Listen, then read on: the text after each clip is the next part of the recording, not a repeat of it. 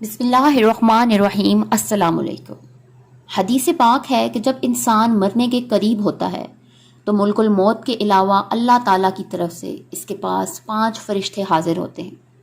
पहला फरिश्ता इस वक्त आता है जब वो आखिरी सांसों पर होता है और जब इसकी रूह हलक तक पहुंच जाती है।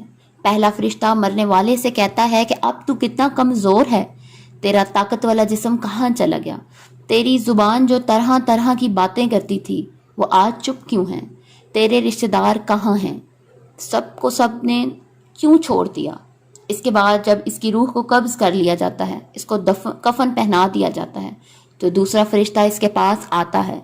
इस शख्स को कहता है कि तूने कंजूसी करके जो माल और दौलत जमा कर रखा था आज वो कहाँ गया, तूने धूप और छाँव से बचने के लिए अपने लिए जो वसीले बनाए थे आज वो कहाँ गए, तूने अपने आप को मसरूफ़ करने के लिए जो दोस्त बनाए थे आज वो तुझे क्यों छोड़ गए।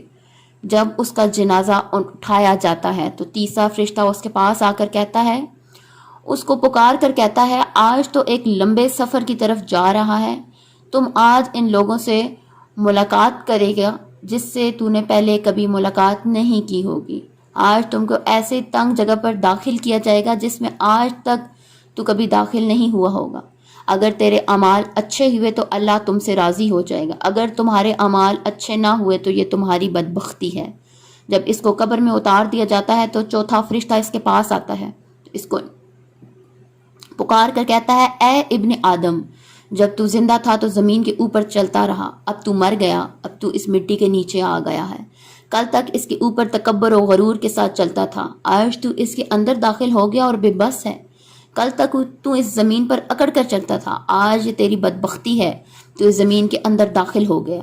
जब इसकी कब्र पर मिट्टी डालकर लोग जनाजा पढ़ कर चले जाते हैं तो पांचवा फरिश्ता इसके पास आकर कहता है, ऐ ज़मीन के अंदर आने वाले इंसान, अब तू सब रिश्तेदार को छोड़कर यहाँ पर आ गया, अगर वो यहाँ पर खड़े भी होते तो तुमको इसका कोई फ़ायदा ना होता। आज तुमको जन्नत के आला बाग की तरफ से ले जाया जाएगा या फिर तुमको जहन्नम के सबसे गहरे गड्ढे में डाल दिया जाएगा।